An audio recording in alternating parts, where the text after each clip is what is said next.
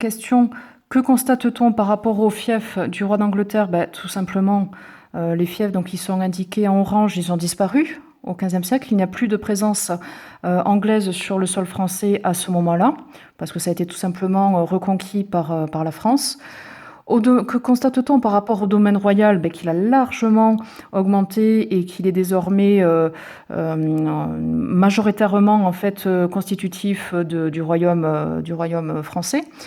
Que constate-t-on par rapport aux frontières? Elles aussi, elles se sont élargies plutôt à l'est, même si, repéré, le comté de Barcelone, lui, a disparu et on n'est pas encore sur les frontières actuelles, mais en tout cas, on s'en rapproche.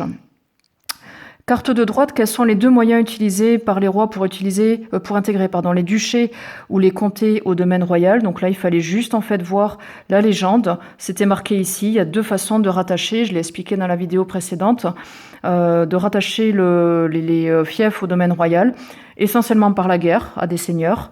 Éventuellement, c'est le cas notamment de la Champagne, donc comme je vous disais, c'est quand même un procédé assez minoritaire, par un mariage, tout simplement, ou auquel cas, si on se marie avec l'épouse d'un territoire comme celui-ci, un fief, on récupère ce qu'on appelle sa dot, c'est-à-dire ce qu'elle va apporter lors de son mariage, et donc on réintègre en fait le bien dans les terres du domaine royal. Voilà. Donc ensuite, prochaine et dernière vidéo, ça sera sur cette partie-ci. L'État se renforce et se modernise grâce à quelques rois puissants. Donc j'ai choisi ces rois en question parce qu'ils ont chacun en fait apporté quelque chose de majeur, on va dire, à l'histoire de France et à l'État français qui est en train de se constituer. Voilà, donc la suite au prochain épisode. À très vite.